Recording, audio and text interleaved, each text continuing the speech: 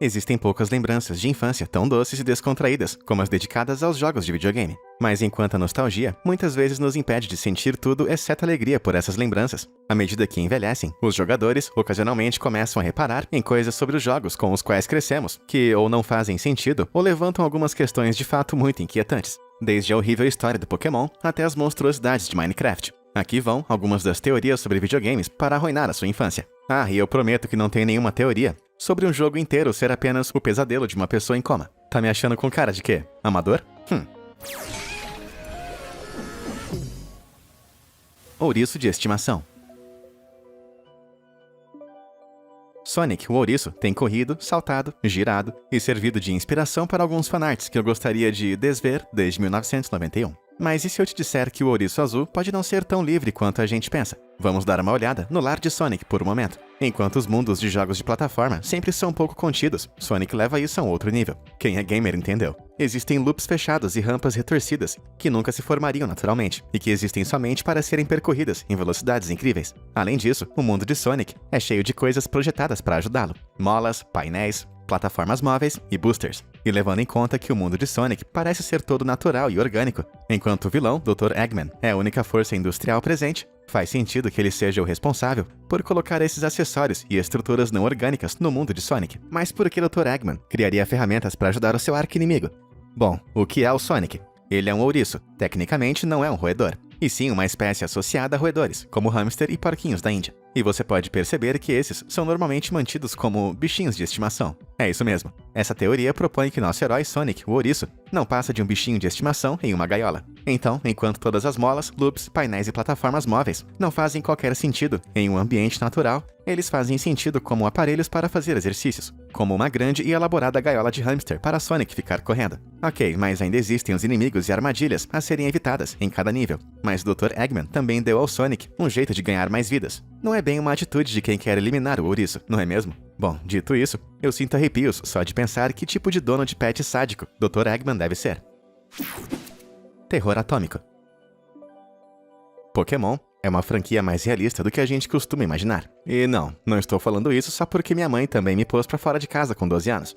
Eu estou falando do ambiente. Cada região nos games de Pokémon são amplamente baseados em diferentes áreas da vida real. Em Sword and Shield, era como olhar para a Inglaterra através de Pokélentes, enquanto que o tropical Sun and Moon era baseado no Havaí. O jogo Black and White, que se passa na cidade fictícia de Unova, é todo baseado no estado americano de Nova York. Nesses jogos, os players podem pegar o Pokémon lendário Victini, que alguns fãs teorizam que pode ter uma simbologia bem sinistra. Nas anotações sobre Victini na Pokédex, ele é chamado de Pokémon Vitória, e dizem que seu corpo contém uma enorme quantidade de energia, que poderia explodir a qualquer momento. Para dar suporte a essa ideia, vários golpes que o Victini aprende são relacionados a explosões, como Incinerate, Inferno e Final Gambit. Isso fez com que muitos teorizassem que o Victini representa uma bomba atômica. Nos Estados Unidos, o VJ Day marca o dia em que o Japão se rendeu na guerra, depois de ter sido bombardeado por 2 bombas atômicas, terminando de uma vez por todas o conflito conhecido como Segunda Guerra Mundial. O V em VJ Day significa vitória. O Victini também é um Pokémon dos tipos Físico e Fogo, e se fosse para atribuir elementos para uma bomba atômica, isso parece bem apropriado. Além disso, no jogo você pega o Victini em um lugar chamado Liberty Garden, que exceto por capturar um Pokémon em um McDonald's, é a coisa mais norte-americana que eu consigo imaginar. Mas isso não é tudo. Você lembra que eu mencionei que cada jogo Pokémon é baseado em uma região distinta do mundo? Bom, em Ruby and Sapphire, a área de Hoenn é baseada na região de Kyushu, no Japão, que é onde está localizada Nagasaki. Se você for até a região aproximada, onde estaria Nagasaki no mapa, você vai encontrar um gigante bunker subterrâneo, construído para proteger as pessoas de um evento cataclísmico. E o que tem do lado de fora do bunker? Terrenos áridos e estéreis, como resultado da explosão de uma bomba atômica. Mas não se preocupe, porque o Victini está são e salvo nas mãos maduras e racionais de um garotinho de 12 anos de idade. Ai, papai, por favor, pense 2 vezes antes de jogar essa Pokébola. Porcos perversos.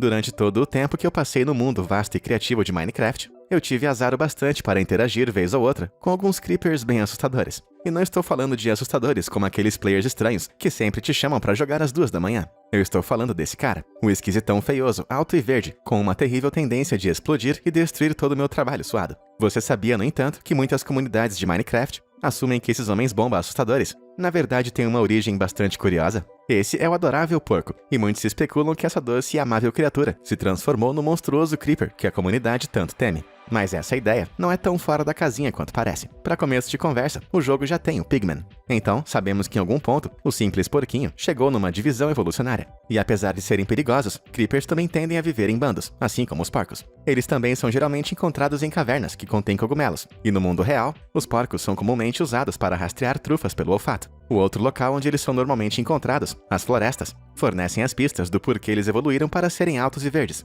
para comer as frutas das árvores e se camuflarem no ambiente. E para adicionar um ingrediente extra nessa teoria, o Creeper inicialmente surgiu quando o criador do jogo, Notch, estava brincando com o modelo do porco e acabou alongando o corpo e mudando a cor. Ele gostou tanto desse novo design estranho que decidiu implementar essa abominação no jogo. Mas por que ele explode? Bom, como muitos animais na fazenda, os porcos produzem muito metano, se é que você me entende.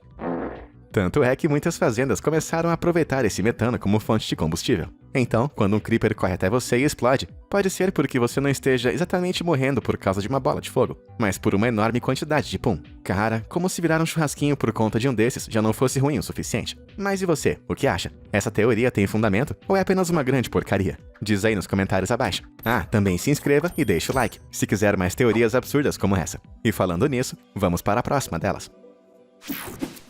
Fantasmas famintos. Em todas as culturas do mundo, a humanidade sempre foi assombrada pela ideia de que haveria criaturas sinistras, espreitando no escuro, que atravessam a barreira da mortalidade. E de acordo com o jogo, são ótimos bichinhos de estimação. Os Pokémon tipo fantasma têm sido uma constante na série desde o lançamento do primeiro jogo, em 96. Eles são aparições Pokémons assustadores e mortais, que não são atingidos por nenhum tipo de ataque normal, o que faz muitos fãs questionarem: se os Pokémons fantasmas são tão fantasmagóricos, como é possível pegá-los? Por que eles simplesmente não desaparecem ou atravessam para fora de suas Pokébolas? Bom, e se eu dissesse que os Pokémon fantasmas, assim como todo bom vilão dos filmes dos anos 2010, planejam ser capturados? É isso mesmo, essas criaturinhas de aparência inocente são na verdade manipuladores bem desonestos, e que seu objetivo final na verdade é capturar as almas humanas. Por exemplo, na descrição do Drifloon, o balãozinho de gás Pokémon, está escrito que ele tenta fazer com que crianças humanas o segurem, só para sair flutuando com elas, e elas nunca mais são vistas. Em seguida, pense no arenoso Palossand. Como é que esse carinha dos tipos fantasma e terrestre pode ser um mau elemento? Ele é apenas uma pilha de areia bem amigável. Bom, as informações mórbidas em sua Pokédex nos contam que bem abaixo de sua superfície amigável, existe uma quantidade enorme de restos de ossos das pessoas cujas vidas ele drenou. E se você precisa de ainda mais evidências incriminadoras, veja o Lampent, que em sua Pokédex tem a descrição de como ele costuma ficar próximo a hospitais, esperando as pessoas falecerem para que ele possa usar as suas almas como combustível para seu fogo. Uau! Parece que esses adoráveis Pokémons não são nossos amigos, são nossos predadores. Por isso é que eles se permitem ser capturados, porque um treinador Pokémon jovem e cheio de energia é uma refeição irresistível para eles. Então eles ficam por perto, lentamente drenando as adoráveis almas de seus donos. E levando em conta que eles já estão mortos, eles têm todo o tempo do mundo para apreciar lentamente esse buffet. Já falamos na parte anterior dessa série que as pessoas comem Pokémon, então parece bem justo que eles também nos devorem. It's a me, Mario!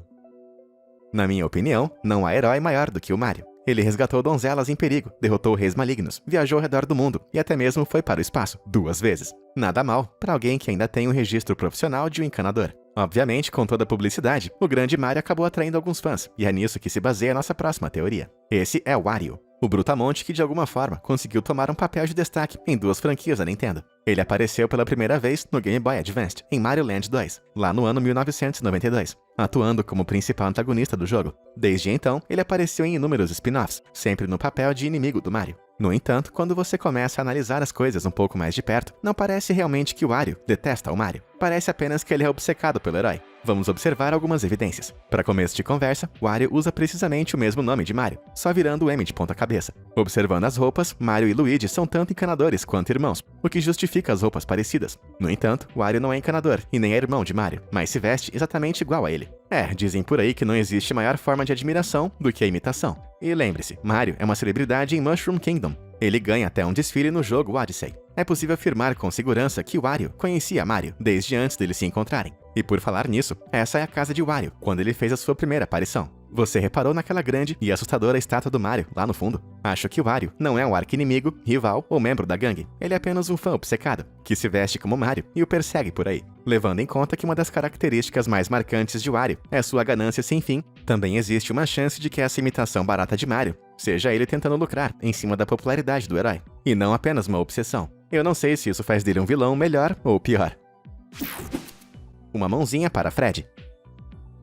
Five Nights at Freddy's é uma série de jogos de sobrevivência do gênero de terror. E mesmo que seja classificado como 12 anos ou mais, é incrivelmente popular entre as crianças mais novinhas. O protagonista do jogo está sendo assombrado pelo que eu chamaria de uma versão um pouco mais fofinha dos velhos animatrônicos de Chuck E. Cheese. Em termos de horror, o jogo não usa recursos como sangue e coisas nojentas, e sim uma opção um pouco mais inofensiva, só que ainda mais aterrorizante: os jump scares. Contendo 8 jogos principais, diversos spin-offs e até mesmo vários livros, a série contém mais voltas e reviravoltas do que um prato de espaguete. Mas dito isso, existe um detalhe que tem perturbado a comunidade desde os primórdios: quem deixou a marca de mão no rosto de Freddy. Se você observar o personagem Fred bem de perto, é possível ver claramente a impressão de uma palma de mão em seu rosto. Isso fez com que a comunidade especulasse quem deixou essa marca e o porquê. Alguns fãs alegam que há evidências de que Fred está por trás da famosa mordida de 1987, que é um incidente importante no cânon do jogo, quando um dos animatrônicos machucou seriamente uma criança com a mordida. No entanto, qual dos animatrônicos fez isso é tema de muitas especulações há anos.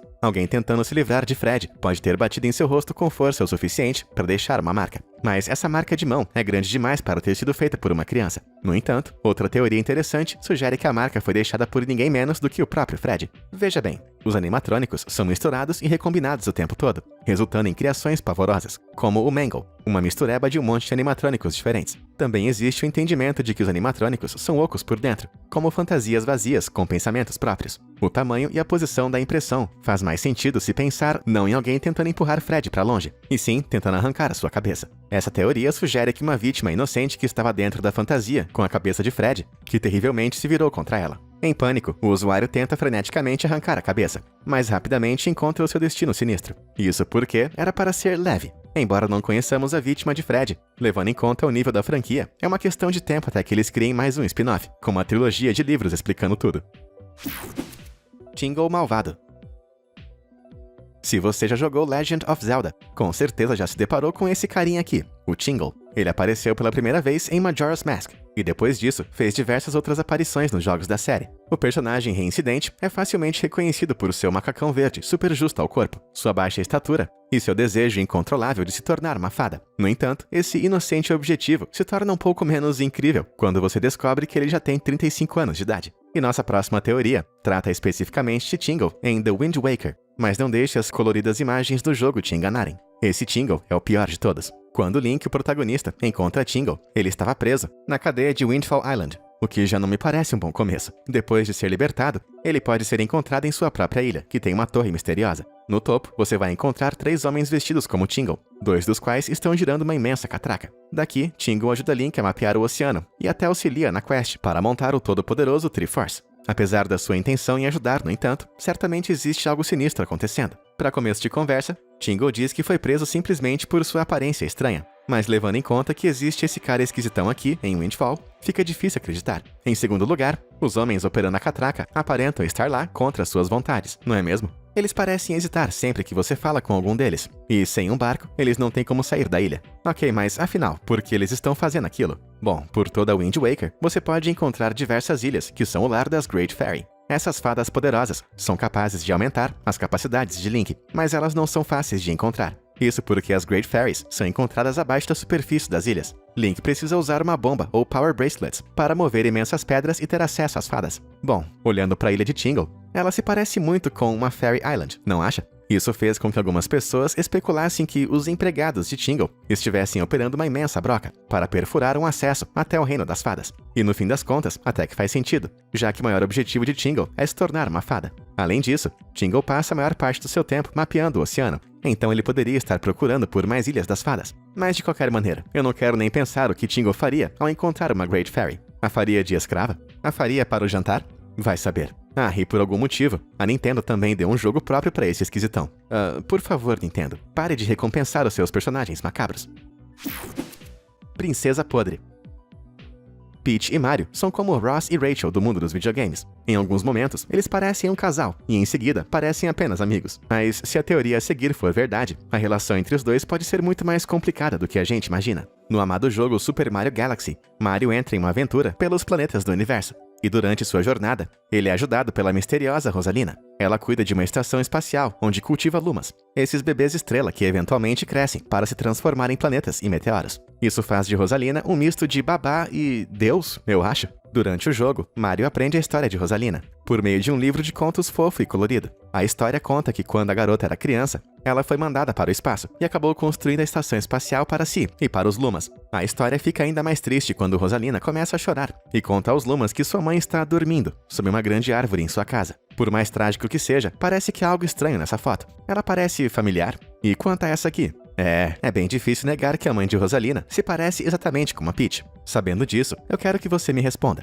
Elas não são super parecidas? As duas são loiras, o rosto é bem semelhante, as duas têm os cabelos ondulados, e ambas conseguem até flutuar. É claro que isso iria significar que Peach está morta. Mas como isso é possível se ambas aparecem vivas e bem nesse mesmo jogo? Bom, não vai cair do seu assento, porque no final de Mario Galaxy, alerta de spoiler, o universo acaba quando um buraco negro massivo destrói tudo. Rosalina aparece e conta ao Mario que o universo está para ser reiniciado. Algumas coisas vão continuar iguais, enquanto outras serão diferentes. Se essa não for a primeira vez que isso acontece, então faz sentido que Rosalina possa ser uma versão do universo onde Peach realmente morreu. Vale lembrar que esse é um jogo do Mario. Como é que o Bowser e o Mario não ficam o tempo todo conversando sobre como o universo acabou e foi reiniciado? Acho que eu vou focar no jogo de tênis daqui pra frente. Pac-Man pilhadão. Mesmo que os dias de glória de Pac-Man já tenham ficado para trás, a popularidade do jogo ainda chama a atenção. Ele foi o jogo multiplataforma mais popular da América em 1981. E em 1982, o jogo tinha mais de 30 milhões de players ativos. Acontece que, apesar da popularidade, ninguém nunca soube com certeza que tipo de criatura é o Pac-Man. O jogador controla uma bolota amarela bocuda, que come outras bolinhas amarelas menores, em um lugar que parece um labirinto infinito, e que de vez em quando também come cerejas, morangos, sinos, chaves e espaçonaves.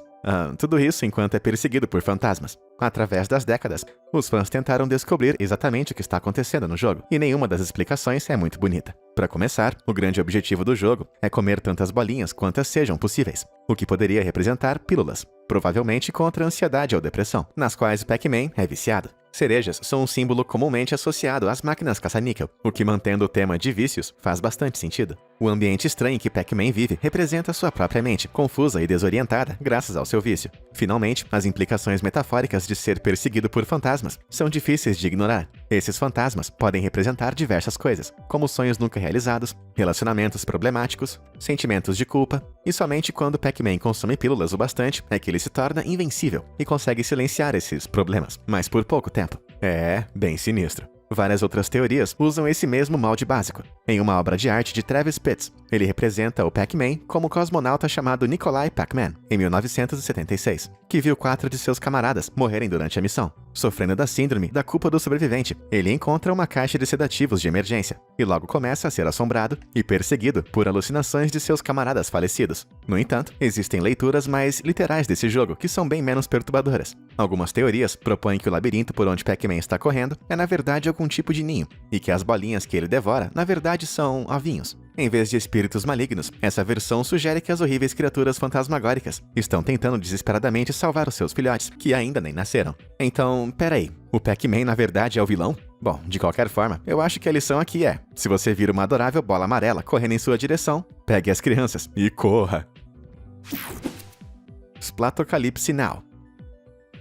Em Splatoon, os jogadores controlam Inklings, que são vândalos híbridos de humano e polvo, que pintam as ruas com suas armas de tinta de alta velocidade. O time que conseguir cobrir a maior área do mapa com sua respectiva cor, vence a partida. O jogo dá uma guinada única no gênero, e pode ser visto como uma versão alternativa menos violenta aos outros jogos de tiro, como Call of Duty. Só que... não. No primeiro Splatoon, você encontra restos fossilizados de um esqueleto humano, tentando pegar um CD e alguns consoles estranhamente familiares. Isso parece confirmar que o mundo colorido e divertido de Splatoon é, na verdade, a Terra, muito tempo depois de acontecer um evento apocalíptico que assolou a humanidade. Mas o que exatamente aconteceu com os humanos? Bom, a resposta pode ser encontrada no ambiente do jogo. Veja bem, em Splatoon, os personagens estão confinados em pequenas ilhas, em grandes altitudes. Além disso, uma característica peculiar dos Inklings é que eles morrem se entrarem em contato com a água do mar. E isso é meio estranho, ainda mais levando em conta que eles são parte polvo, você não acha? Bom, essas duas anomalias apontam para uma conclusão. Mudanças climáticas. Os gases do efeito estufa impedem que o calor deixe a atmosfera terrestre. As calotas polares começaram a derreter e o nível do mar começou a subir. Isso explica a existência das ilhas e dos vastos oceanos, e também da água mortal. Isso porque a elevação do nível do mar na vida real também o torna muito mais quente, mais ácido e, como consequência, menos favorável à vida marinha. Isso significa que os Inklings foram obrigados a evoluir para escapar do seu antigo lar. Isso é até mesmo representado em uma obra de arte dentro do jogo, onde a evolução do Animorpho é mostrada. Então, da próxima vez que você estiver se divertindo enquanto pinta toda a cidade com tinta colorida, lembre-se que logo abaixo, na água, existem montanhas de ossos humanos. Uma ótima ideia usar uma tragédia ambiental que devastou a humanidade e deixou um mundo inóspito como plano de fundo para um jogo de videogame, não é mesmo? Pokéamor e Pokécasamento. Minhas desculpas sinceras aos fãs de Pokémon. Esse vídeo pegou um pouco pesado com a comunidade até agora, com explosões nucleares e fantasmas perversos arruinando tudo. Então, acho bom você parar de assistir o vídeo por aqui, porque as coisas só vão piorar daqui pra frente. Isso porque eu estou prestes a fazer uma pergunta muito importante. Por que alguns Pokémon usam roupas? Sério, eles não são criaturas selvagens? Ainda assim, alguns Pokémon como o Jynx, Machoke, Hitmonchan e muitos outros simplesmente aparecem na natureza, totalmente vestidos. E uma vez que você tenha reparado nisso, é perturbadoramente difícil não tentar imaginar como eles são sem essas roupas. Honestamente, eu acho que eu prefiro pensar na Jynx vestida como uma drag queen. Bom, por mais perturbadora que essa pergunta possa ser, a resposta mais provável é ainda pior. Na tradução japonesa original de Pokémon Diamond and Pearl, os jogadores podem encontrar um livro de histórias chamado Sinnoh-Folk Story 3. Ele conta aos leitores que houve um período na história em que as pessoas costumavam se casar com Pokémon. E não, eu não tô inventando isso. De acordo com o livro, isso era bem comum. E as pessoas não costumavam fazer distinção entre os humanos e Pokémon. Parece que não existe muita diferença mesmo entre um cara e um sorvete flutuante de 2 cabeças, que tem consciência e é forçado a lutar. Um casal realmente divino. Na versão em inglês do jogo, as linhas foram modificadas para dar a entender que os humanos e os Pokémons costumavam comer juntos, na mesma mesa. Ok, mas o que isso tem a ver com as roupas? Bom, se você reparar, a maioria dos Pokémon que usam roupas são os que têm a aparência mais humanoide. Bípedes, com 2 braços, você entendeu. Mas e se esses Pokémon se parecem e agem como pessoas, porque eles são meio humanos? Se esses casamentos entre espécies resultaram em crianças, faz sentido que a Pokécriança seja um híbrido entre uma pessoa e um Pokémon selvagem. Um monte desses Pokémons mais humanizados também tendem a ter as suas evoluções primárias bem parecidas com bebês. Smoochum é um bebê de Jynx, Elekid de Electabuzz, Magby de Magma e Tirog da família Hitmon. Olha só, eu avisei sobre isso. Não venha descontar em mim se você nunca mais conseguir olhar para um Cloyster do mesmo jeito na sua vida. Ufa! E aí, como que estão as suas preciosas memórias de infância, agora que você ouviu todas essas teorias? E você conhece alguma outra história perturbadora que eu não contei aqui? Diz aí nos comentários abaixo. E quem sabe elas possam aparecer no próximo vídeo dessa série. Até lá, muito obrigado por assistir e até a próxima!